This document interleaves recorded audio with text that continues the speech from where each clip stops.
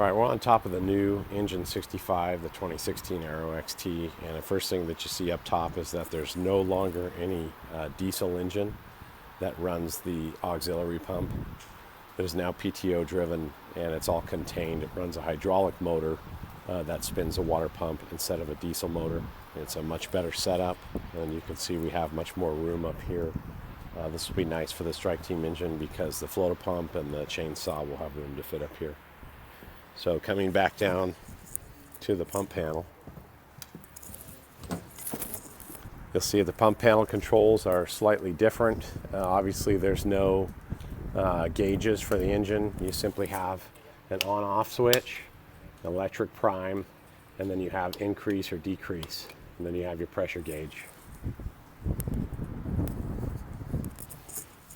Coming inside, this pump panel is slightly different as well. You have a PTO on-off switch. You have the OK to pump, the tank to pump, and PTO engage lights. And then you have a simple throttle up, throttle down. So we'll start up the engine here and we'll see how this works.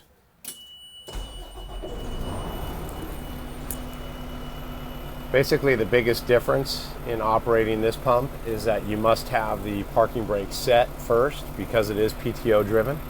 And then you'll simply press the on button. And one thing you'll notice is that even though you press the on button, you're not making any pressure immediately because we actually have to start spinning that hydraulic motor.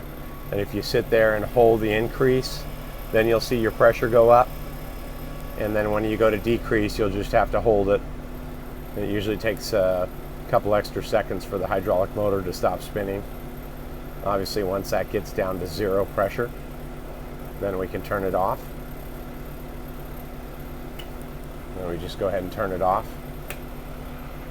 Now if we want to do pump and roll operations, we just have to start with the parking brake on, and then we'll throttle up to our desired pressure. We'll just put a few pounds in it for now, and then we release the parking brake.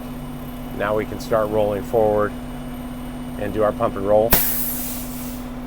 That's the way that works. So we'll decrease the pressure now.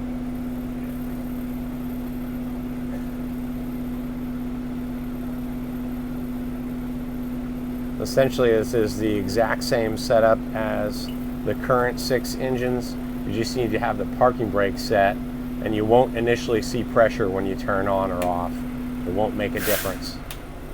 That's the key thing to note. You have to actually start increasing the throttle to make pressure. Now we'll show you outside what that does.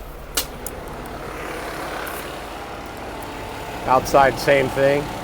We didn't prime, but we pressed the button. We're going to turn this on, give it a couple seconds, and then go ahead and hold our increase. We'll see that we start making pressure, and then we can decrease, and it takes a couple seconds here to hold it down to 0. And then we go back off. And that's it.